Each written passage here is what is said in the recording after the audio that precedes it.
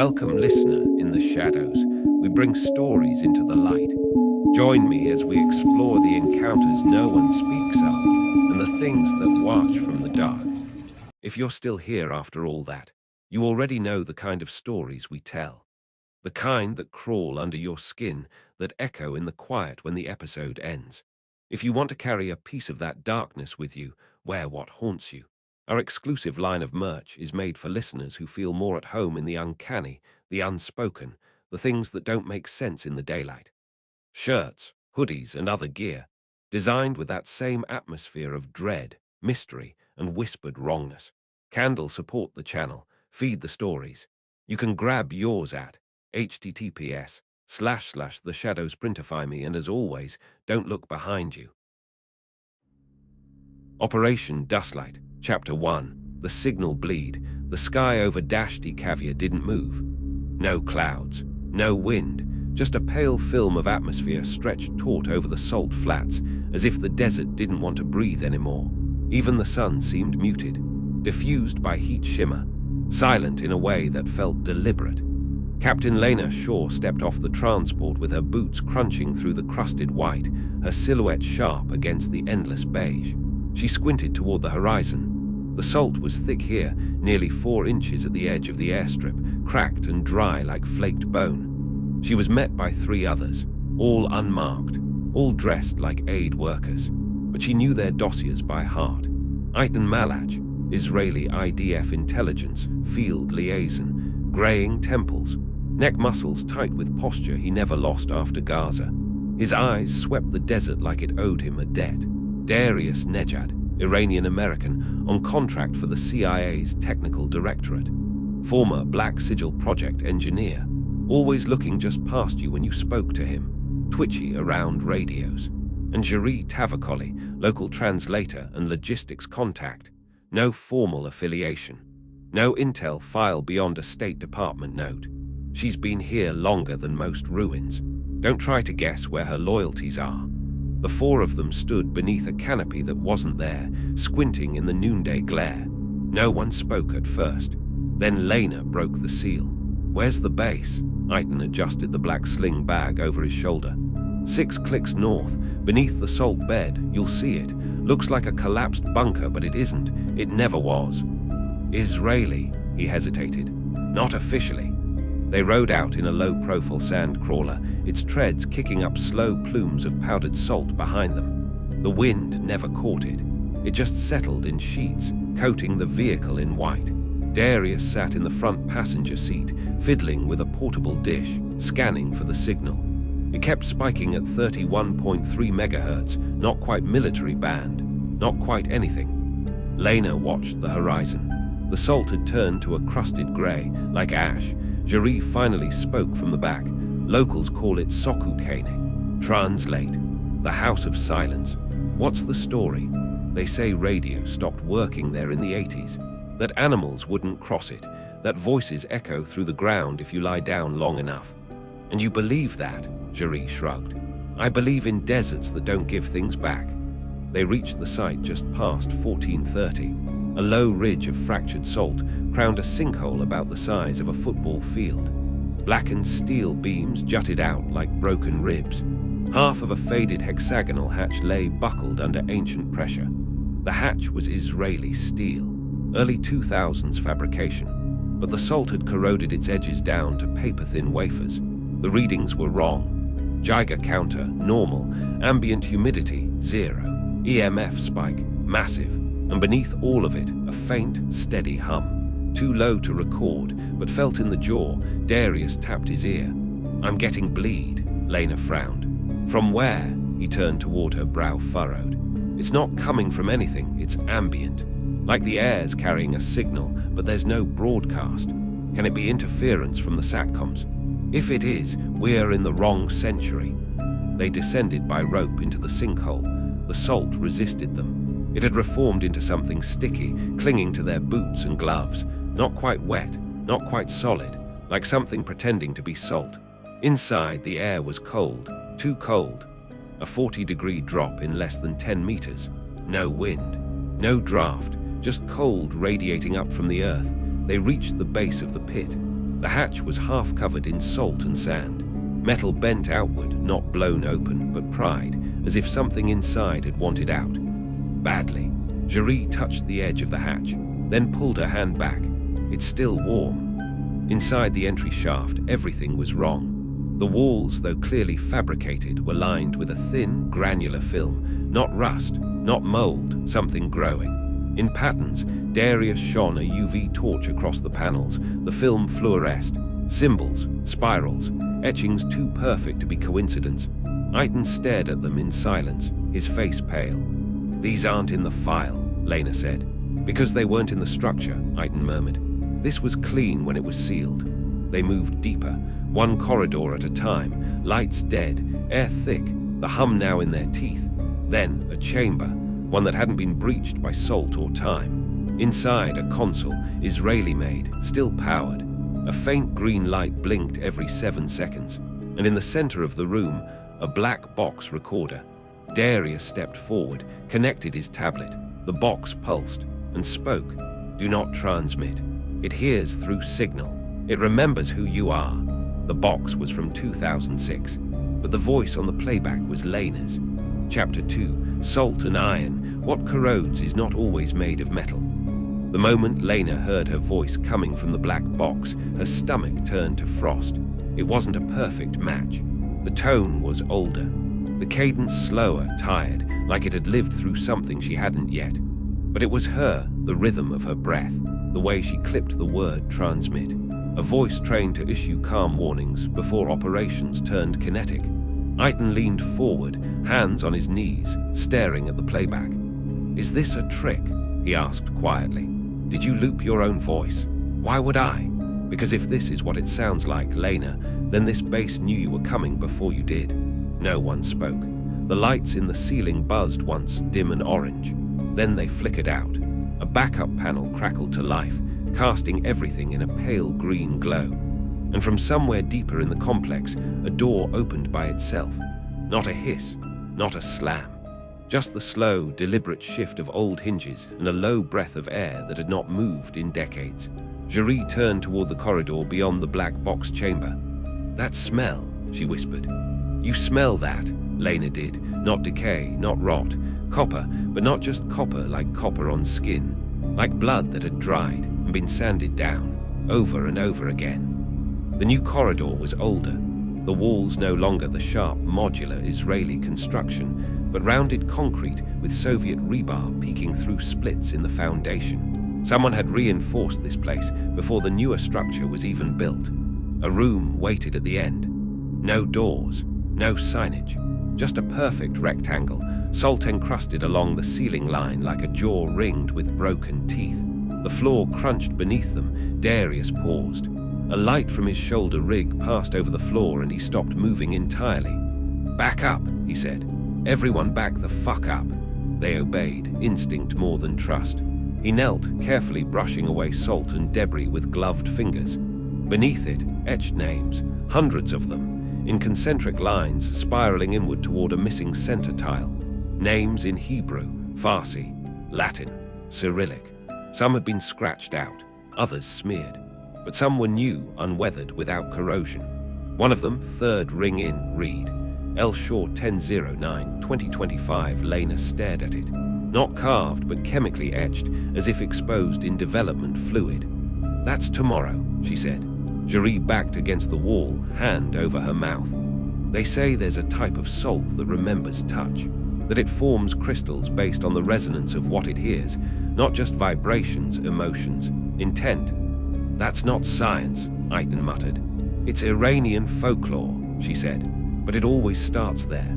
Darius was still scanning with his dish. His hands were shaking. "The signal's bouncing around the base like it's chasing us. I isolate one node, and another pops up.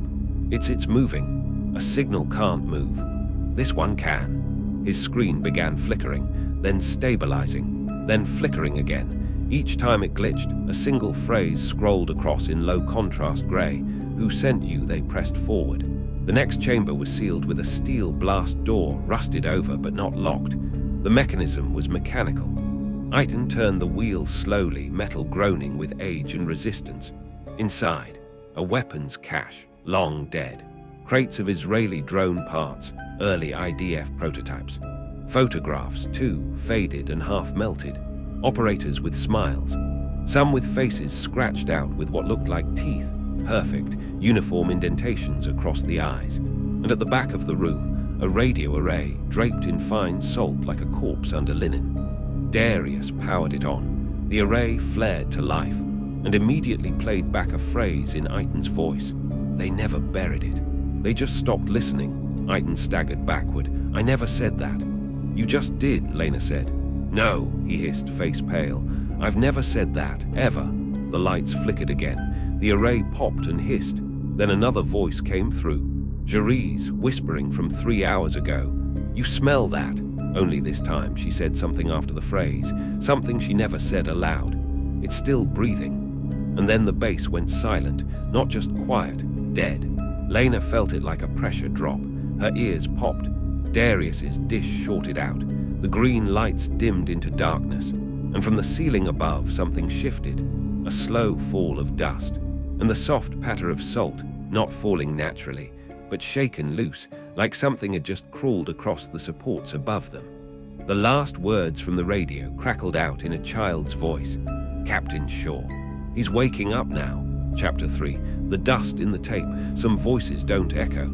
They linger. Darius didn't speak as he carried the black box back up through the corridor. His gloved hands cradled it like a stillborn infant, reverent, cautious. It wasn't heavy, not physically. The weight came from what might be inside. The box itself was an outdated Israeli TZAD 4-unit, black casing, ceramic shielding, analog switchboard on the back. It looked like it hadn't powered on in 20 years, and yet it had spoken, replayed their voices, knew their names.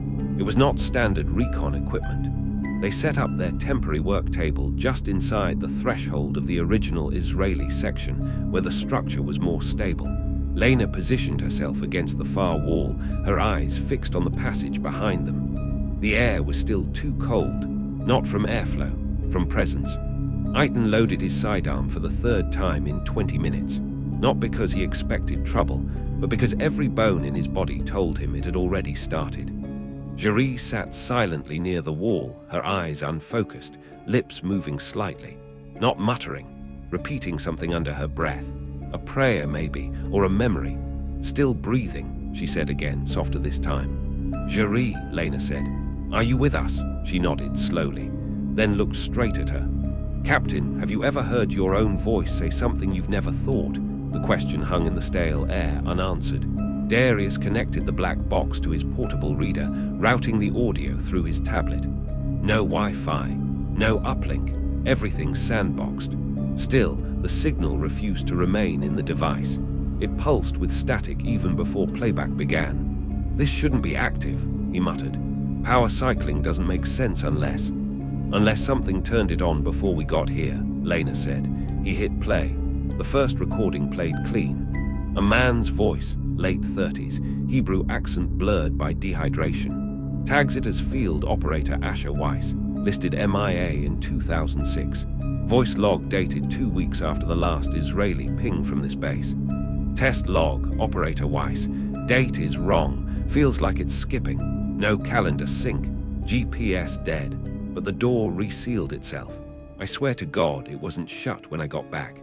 No one's answering command. Can't raise air support. All I hear now is that sound through the vents, like glass shifting in a lung. The audio crackled. Then silence. The next segment started without a prompt. This time Lena's voice. This is Shore. We've got the box. Darius, pull it now. We're not staying another goddamn second down here. Darius's fingers froze over the screen. That line hadn't happened yet. It was future tense, an event that had not occurred. But it was her voice, intonation exact, desperation thick. It's preloading our own logs, he said, voice tight, projecting what we're about to say. Or remembering it, Jerry added, eyes still distant. Maybe we already did. The next voice was Eitan's. We had to bury it. No one wanted it decommissioned, not really. They just wanted the whisper to pick someone else. You can't unplug a frequency. You can only feed it. Eitan stood up so fast his chair tipped over. Turn it off. It's not playing, Darius said. It's running on its own. Lena stepped forward. She stared at the black box. The casing was beginning to sweat, thin beads of dark moisture collecting across the surface, like condensation. But this wasn't water. The smell hit her instantly. Blood and ozone. The screen on Darius's tablet blinked to black, then returned, but not to audio. Video. Static, warbled and fractured, a thermal feed, dated 10/10/25. That's tomorrow, Lena said. The footage was interior, narrow corridors, their current location. But the figures on screen weren't all of them. 2 of them were missing. One figure remained, Darius. He was staring at a wall, muttering, while shadowy outlines behind him flickered, human shapes without heat signatures. At the end of the corridor, the thermal feed turned and faced its own reflection. Lena Shore, but her face was wrong. Blurred, lips moving, no sound. Darius looked up from the tablet, eyes wide. "That's my dream," he whispered. "That's the dream I had on the flight here." "What happens next?" Lena asked. "I wake up. Or I thought I did." The room dimmed as the power flickered again. The black box began vibrating, just slightly. Then another voice, this time a child's, speaking from deep within the signal bleed. "You shouldn't have come here. He hears you." "Who?" Lena asked. There was a pause, then softly, "The listener." The video froze on the final frame, a blurred silhouette in the hallway, not any of them, standing perfectly still. No heat, just salt trailing in behind it like smoke. Jerry stood. She pointed to the hallway. "That's the wall, right there." "Yeah, the figure," she said. "It's not in the video anymore." They turned to the screen. She was right. The silhouette was gone. But behind them, in the open mouth of the corridor, something tapped against the steel wall. Once, then again, like knuckles on a coffin. Chapter 4, No Time Underground. Time isn't broken here. It's listening for its cue. Darius checked his watch again. He didn't realize he'd done it 6 times in 10 minutes until Jerry finally said, gently, "Still broken." He frowned. The screen on his tactical watch blinked the same unreadable error. No time. Not 0000, not stopped, just absent. "It's not the battery," he said. "It's synced to satellite, and I've rebooted it twice." Lena held up her own device. Same result. Aiton's watch was analog. It had stopped at 12:13. "Same time as the first power flicker," he muttered. "We've been here." "What?" "An hour." Jerry tilted her head slightly. Her lips parted like she was about to say something. Then she closed them. The others didn't notice, because down the corridor the steel wall breathed, just once. A ripple through the air, like a thermal haze in a sealed room. They returned to the staging chamber. It had shifted. The table they'd set up, still there. But now it was dusted in a fine coat of white grit, the same salt they'd brushed off the walls earlier. The air smelled like static, copper, and something deeply sour, a kind of grief. Darius pulled out the satellite relay case. It was designed to connect to Western defense nets, ping encrypted handshakes, and log timestamps. When he powered it up, it worked immediately. "Well, that's new," he said. Lena looked over his shoulder. "So we're getting signal now," he nodded, slowly. "Yeah, but it's not sending." "What?" He turned the screen toward them. "Downlink. Active uplink. Blocked remote beacon. Live origin point. Dustlight relay 1 uplink direction. Into sight." Jerry stepped back. "So it's not broadcasting out?" "No," Darius said. "It's being fed." "Fed what?" He looked at them, voice flat. "Us." Aiton tapped the side of the relay. "Is this another Cold War thing? Israeli backdoor into our own data feeds?" "If it is," Darius said, "it's older than any IDF code I've seen. It's using frequencies NATO phased out in the 90s. The relay beeped once. New message. Vocal pattern received logging echo response. They all looked at Lena. She hadn't spoken. The message scrolled again. Received. Echo 1. "Sure, we stay till it feeds." "I didn't say that," she snapped. "No," Jerry said, eyes wide. "But you thought it." In the base's back corner, behind old electrical racks, a soft click echoed. Not mechanical, not digital. Like a tongue releasing from the roof of a mouth. Lena raised her weapon. The lights dimmed. A faint, reddish pulse began to blink from down the corridor once every 5 seconds. Faint, rhythmic, a breathing signal. Movement. No motion detected, Darius whispered, voice shaking. Then what is it? It's waiting for us. They followed the red pulse. It led them to a room none of them remembered passing. Its door had no markings, no handle, just a faded sign in Hebrew and Farsi, scratched, almost invisible. Jerry stepped forward. She traced the faded characters with her fingers. Translation, she swallowed. It says, command listening point. Listening point for what? Not for just listening, no object. Lena opened the door. Inside was a half-collapsed communications center, wires strewn across the ceiling like vines, dust layered so thick that when Lena stepped forward, her boots left holes like footprints in snow. But the main console was powered, alive. A pale green cursor blinked on a screen that hadn't been manufactured in decades. Input received. Ready FOR prompt Jesus, Iten muttered. This should be a tomb. Darius sat at the console. He didn't type anything, but the system began responding anyway. Lines appeared. You arrived later this time, error margin. 4 hours, 21 minutes, one still missing. Jerry looked around. Who's missing? The cursor flashed again. The echo that fled, and then the screen blinked once and displayed a new message, centered in red. Listener online, receiving vessels. 3 of 4, Lena whispered. Who's the fourth? The lights in the room dimmed again. A breath of warm air pulsed from behind the wall, and from the radio, Jerry's voice, a recording, not from the current conversation, one that had never happened. It's okay, we're already inside, you just haven't caught up. Chapter 5. The Wall of Names. You are not remembered because you lived, you are remembered because you stayed. They left the listening chamber in a dead hush. The lights didn't flicker this time, they drew back, dimming slowly like the bunker itself was holding its breath. Darius clutched the relay unit to his chest like it might offer answers, but it only blinked its pale green prompt. Vessels. 3-4, it hadn't changed, and no one dared ask again who the fourth was. The next corridor was wide and arched, unlike the others. Soviet concrete gave way to smooth stone, seamless, no tool marks, like the interior had been carved from within rather than constructed. Salt crusted in the corners, but in specific patterns now, like growth, like veins. Lena shined her light along the ceiling, and a small section of the wall refracted it, catching the beam like glass. Not salt, something crystalline, and beneath it, names. 1,000 of them burned into the mineral surface, etched not in rows, but in rings, perfect circles from floor to ceiling, spiraling in like the layers of a tree. The innermost ring was the most faded. Some names were smeared by heat or scratched out with force. Others were pristine. Jerry stepped forward and touched the wall with reverence. This isn't a wall, she said quietly. It's a record. A memorial, Iten asked. No, she said. A confirmation. Of what? That you've been seen. Lena moved closer. Her eyes scanned across the names. Some were Hebrew, some Cyrillic. But the newest ones, those at the edge of the spiral, were in English. American service tags, British ranks. Civilian IDS 1 read, L. Shore capped. 10/09/25, she touched it. The letters were still warm. That's yesterday's date, she whispered. Iten moved beside her. His own name wasn't there. Am I not worth remembering? He muttered, but it didn't sound like a joke.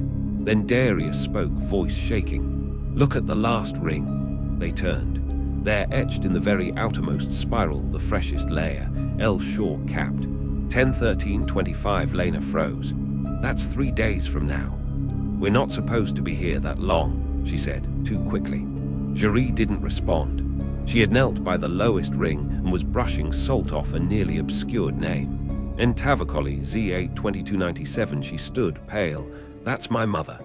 You're sure? They said she died in a quake, that she was buried in the salt, but she was listed here. As a vessel, Jerry didn't answer. She backed away from the wall like it might absorb her. Darius moved toward a sealed door nearby, slightly ajar, warped by time. He pried it open with effort, metal grinding against warped hinges. Inside, a storage room, or at least it used to be.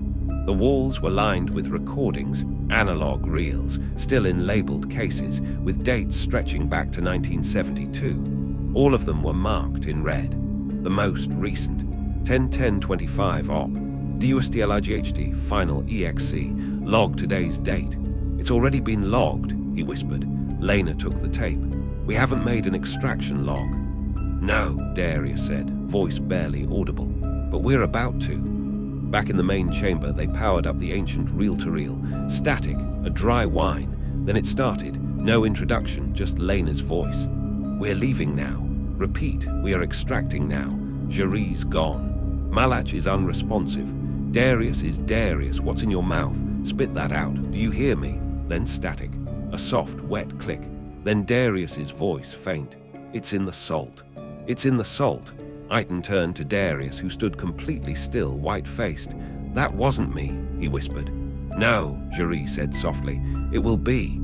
A noise like a whistle cut through the bass, high-pitched, mechanical at first, but then vocal, a human breath passing through two small lungs. And behind it, rising in the corridor, footsteps, crunching salt under deliberate, steady weight. Then silence. Lena raised her sidearm and whispered, "Stay behind me." The lights didn't flicker, they just stopped altogether. And in the black, a voice none of them recognized, faint, male, dry as paper. You are the ones I kept. Stay tuned for part 2 of the story coming soon. You made it back for now. But the things in the dark never truly leave, do they? They watch, they wait, and perhaps they remember you now too. If you want to hear more, if you dare to listen again, step back into the shadows. Like the video. Subscribe, but know this, some doors once opened do not close so easily.